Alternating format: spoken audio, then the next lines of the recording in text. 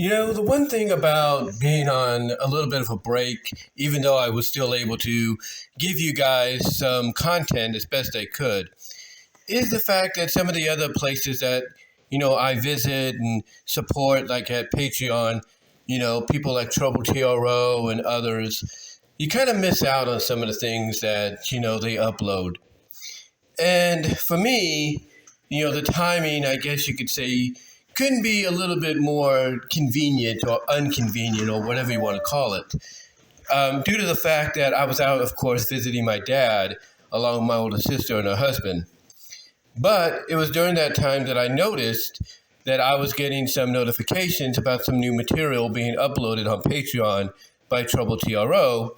And it was also that I noticed that Desi Arts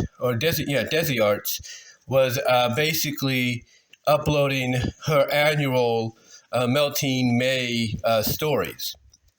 This one, of course, called Melting Me-I, which is M-E-I, Melting M-E-I. And let's just say the story for Melting Me-I is definitely getting interesting, but I don't think it's going to, go the way some people might fear it might go. I mean, yes, we're in a situation to where one of our main characters, if not the main character, is in a situation that seems, catastrophic. But I think we all know, based off what we read in the previous chapters, that things are going to be all right. And, let's just say, let's just put it this way. I have a feeling that when it's all said and done, our three main heroines, if you will, are probably going to have to relocate, or they're going to find a way to bring justice to what needs to be brought, to where justice needs to be brought, I should say. But yeah, being out that week, taking care of what needed to be taken care of, it did kind of make me miss out on some of the things that I normally would pay attention to. And I will say this, it definitely proves one thing. Like when you look at Trouble TRO and what they're doing, and they're also known as POVARR2 or POVAR2. I'll put a link to the YouTube here. They only have like one video up on the YT. But, if there's one thing that Trouble TRO is definitely having fun with, and giving that fun back to the fans or the followers and supporters, is basically telling two different stories within the Pink Benefits story. You see, what's interesting is on one side, you have a character named Betty and her boyfriend who are basically like, I guess you could say, secret agents and everything. The secret agents, and the agency knows about her abilities to shapeshift and become anyone or anything she wants, and, even liquefy, melt, whatever. And what's interesting about her story is, even though she likes to have a little bit of fun with it, she does have to, focus on using it at times for missions. And the way it's being portrayed right now is like night and day. It's like Betty's story is more like, okay, I got to use my powers to infiltrate and find out what's going on with our potential adversaries and everything that want to use the formula or the same kind of formula or whatever it is that made her who she is for, I guess you could say, justified reasons. But on the other hand, you have Emily, who, for a small portion of the story, went and did a gender change. Yeah, she went and did a gender change and became basically a male alter ego known as Ethan. But as she, being a he at that time, was getting it on with a character, kind of a dancer, strip dancer named Grace, she decided to basically, as Ethan, basically deform and, I guess you could say, enter and become part of Grace, mainly possess her body. And, that's where we ended up recently in the story. Because basically after having her fun as Grace and being Grace and, basically doing Grace's job and all that, what does she decide to do? What does she decide to do? She decides to exit Grace, but exit her in a very, I guess you could say, sensual way, because what she did, because she was curious, like, okay, this was fun to do, but how do I, get out of her? And whatever the being is, alien being or, sentient being that's kind of talking to her, being the voice in her head, is basically guiding her through what she has to do. And when she exits in a very liquidy way, melty, puddly way, she kind of gets a kick out of it. She basically describes her exiting as something that feels so good and everything. And she couldn't believe how good it feels to just, be a puddle. But then realizes, well, I can't just remain as a puddle as good as this feels after exiting Grace via her mouth, because it would seem very suspicious if somebody comes in and sees a chrome liquid puddle just flowing on the floor. So what does she do? She reforms herself into a, I guess you could say silver purplish drone, humanoid drone, and she actually gets a kick out of it. And it's basically here where the voice in her head tells her that she has gone beyond just being regular human being. She is now evolved. She is more than human now, because she can be anything or anyone she wants. She has the only limitation to her is her imagination. And Emily is actually impressed by this, because she's like, oh, really? So basically the only thing holding me back, is what I can come up with. That's her, response to finding out that the only limitation is her imagination now that she's evolved. And she basically says, like, so, because, she's sitting at this dresser, this vanity, I think is Grace, which is used by the Grace character she possessed. And she sees this model hand, those kind of model hands they have in stores, where they put like little jewelries on to kind of display them. Well, she sees it and she's like, so what you're telling me is if I wanted to, grow an extra set of hands, all I have to do is think about it. And lo and behold, we see in the story towards the end of this chapter, I should say, that's exactly what she does. She ends up thinking about it, and she ends up growing an extra set of hands. But then she realizes, well, as fun as this is, I can't, stay here. I got to kind of get a move on. But before she does, she decides, to test out how, what else she could change into. And she decides, what if I changed into a robot or an automatic drone, a robotic drone? And she kind of has fun doing this. She kind of like puts on she kind of creates a little brown vest and some kind of like little bit of hair on top of her, or whatever it is, hoodie or cap or whatever it is. And she starts mimicking being a drone, going like, Emily unit activated, beep, beep. And she gets a kick out of it. But then she realizes, well, as fun as this is, I got to get going. I can't just stay here or it's going to cause suspicion. So it does end with her probably changing back into Grace or into something that's going to be inconspicuous, to who she is and all that. But so far with Trouble TRO, I'm liking what I'm seeing. I'm enjoying it. Joven16 is still working on Nano Shift. And I think we're going to get some kind of frisky business going on before, the meat of the story takes over. And so I got a feeling we're going to get something there, maybe, excuse me. And you got Nextstat, I think that's what they're called Nexy Comics. That's Nexy Comics. They've kind of changed a little bit too. There's somebody else that's kind of in the same shape-shifting female character genre and everything, or whatever. And, let's just say that basically it seems to them that Patreon has caused a little bit of trouble, if you know what I mean. Now, you might ask yourself, well, what are you talking about?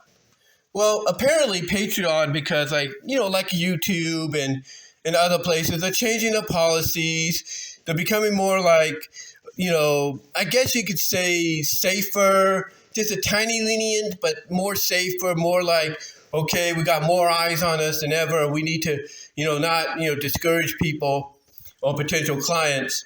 So what NextStat has done, what NextStat or Nexi Comics has done, is they've created their own website. Now, they're still growing the website, they're still building it and everything, but it is fully operational to where if you are a Patreon supporter to them, you will be given a link to, the website, and you'll given a link to basically where you can, have access to depending on your, like I said, your Patreon support. And they're having fun right now as we speak with the Wanderlust comic, which is basically a guy that's gotten this, subscription to a shape-shifting formula where he just uses it to become a girl and everything, or a variety of girls, whatever.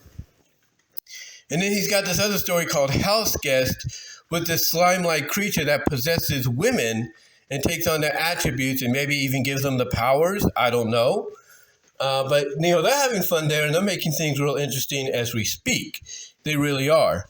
So, so it's nice to see that even though Patreon is, becoming is basically becoming one of the sites that's kind of following that trend of, okay, we gotta clean up our act a little bit.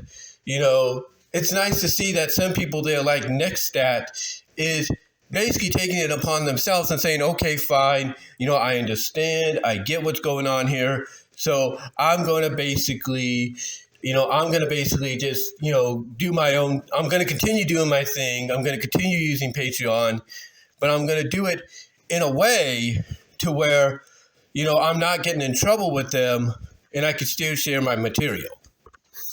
So yeah, they're still doing their thing. They're just doing it in a more different, unique way. Now, do I see that going on for people like Joven16 and Trouble TRO and others in the future? Maybe, maybe not. It all depends. One thing people always talk about when it comes to these sites is their double standards. I mean, you look at Gumroad and everything, and it's like, they still allow certain things to happen there, but they don't allow other things to happen because of their double standards, which really, in a way, pisses a lot of folks off. I mean, we've seen how Lady Drasami, who's known for their stuff, and Groblick and others, how they felt about it. And you still have people on there that are using Gumroad to, do their material. So it is something that there's like a double standard. It's like, I guess if you don't go too far with your material, you're fine. If you don't go too far with your material, you're fine. And apparently it does feel like, it does sound like, I should say not feel, but it does sound like last time I checked that Gumroad did suffer some backlash and they may have retracted a bit, not much, but a bit, on their stance of, okay, you could have certain material, on here and da-da-da. It sounds like it, but not entirely, So it does feel like they're kind of getting a lot of backlash for their decisions. But outside of that, like I said, it's nice to see that you have some of these content creators outside of YouTube that do kind of this unique storytelling and artwork, finding other ways to continue using services like Gumroad and using services like Patreon and all that, but doing it in a way to where they're not in trouble. However, again, there's that double standard to where you're like, okay, well, if this person can't do it, then why is this person doing it? And it's just weird. And I think it's due to the fact that, it's due to the fact that people use it a certain way. That's what I'm looking at. I look at Joven16 and Trouble TRO, and I think the way they present their stuff, the material, is, yes, it can be looked at as NC-17, MA, material and all that, or XXX material. I get it. But I think the way they're doing it, honestly, I think the way they're doing it is they're basically ensuring that, it's done in a way that doesn't get them in trouble, which is why anytime, like, let's say Trouble TRO post an update on pink benefits or whatever other story they're working on, they ensure that if you're going to get the risky stuff in there, that it's not as crazy, if you will. Like Joven 16, when they do the secret life story they're also working on, and they get to certain moments, with their main character, they make sure it's not, so, I guess you could say, detailed or so in between, so risky, if you will, but you kind of get the gist off of what you're seeing. You kind of get the gist of what's going on based on what you're seeing. So they're very careful about that. And again, same with Trouble TRO. They're very careful about what they do. They don't make it so, I guess you could say, crazy and everything, because they always make sure, like, let's say when they're doing pink benefits, they always make sure characters like Emily or Betty, use their shape-shifting powers to, if they want to get frisky with each other or with somebody else, that they use their powers to basically shape-shift into whoever or whatever they want to be. And if they do have to go the Triple X route, then it's very, very limited, if you know what I mean. It's very, very calculatedly done in a way that it might get them in trouble, but not entirely in trouble, because they're kind of balancing it. They're kind of like, in that,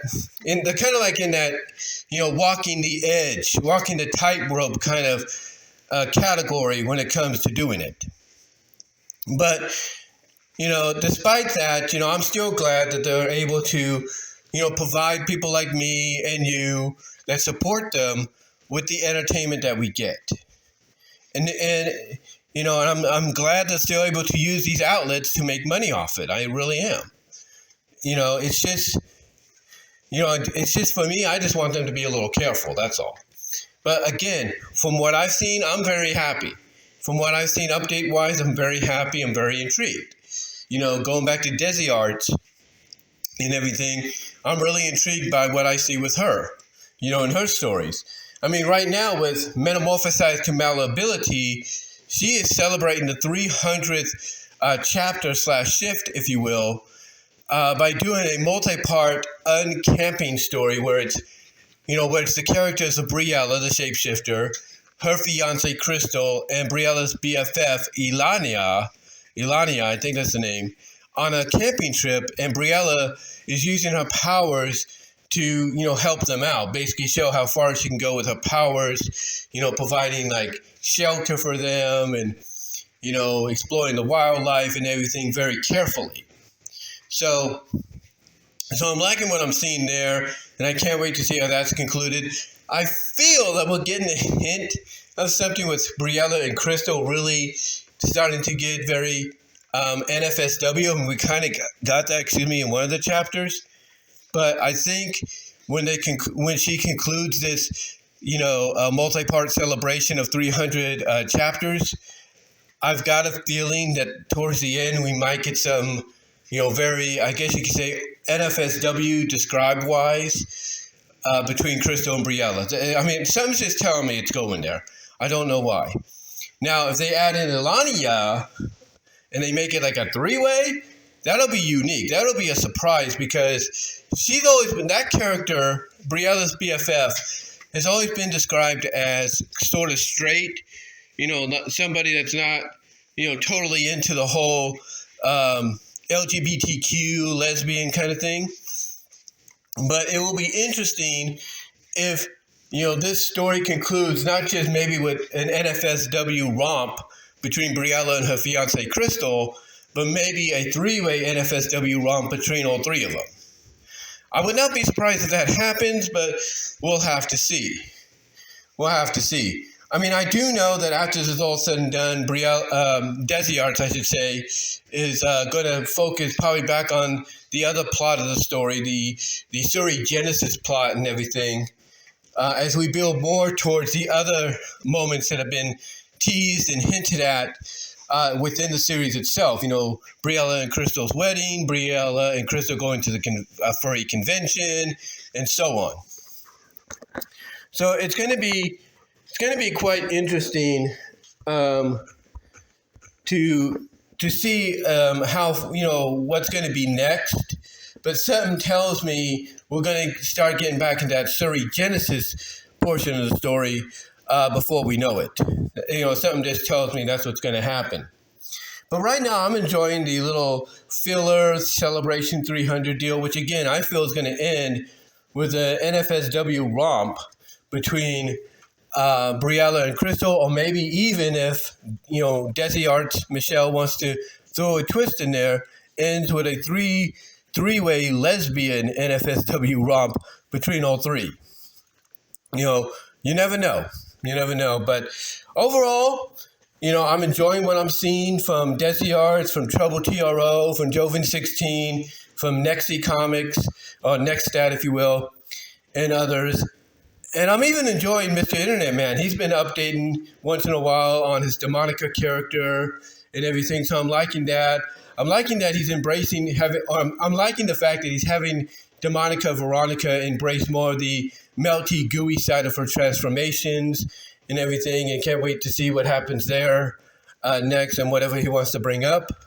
And I like the fact that the character has evolved to the point that Veronica doesn't need the Nightshade lipstick anymore. It's now part of her DNA, and she could just, shapeshift and melt, as herself, into a puddle of goo, or shapeshift into whatever she wants, without having to use it or without having to turn into Demonica, period. Although she enjoys doing that anyway, it kind of helps her out more so than just doing it on her own. But I'm enjoying what I'm seeing there and can't wait to see more. But yeah, just wanted to come on here and record this, of course, with my new phone's mic, to see how this turns out, see how it works. But let me know what you guys think of some of these stories. If you follow them at places like DeviantArt or Patreon, or even here on YouTube, let me know what your favorite parts of some of these stories are. What are you looking forward to the most? Love to hear from each and every one of you guys.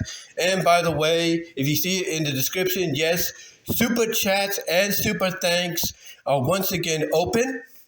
They are once again open. So if you guys want to check those out, it'd be greatly appreciative. Your support there would be greatly appreciative. You want to click on those and help me out.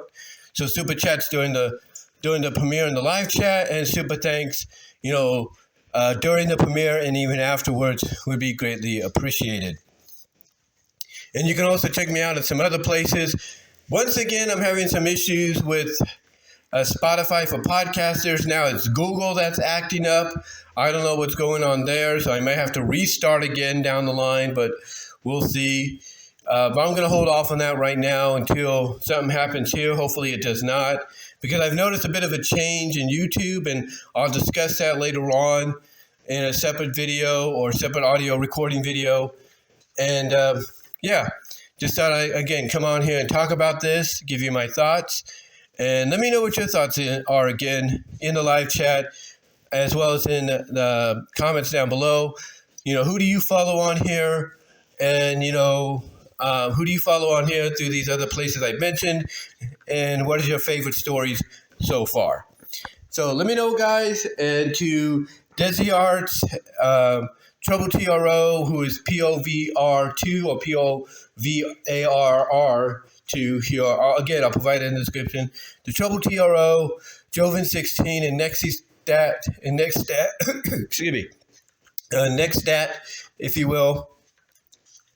To you guys, like I said, to Trouble TRO, Joven 16, Nextstat, Desi Arts, and even Mr. Internet Man, you guys keep up the good work. Can't wait to see more from you. And until then, I'm out.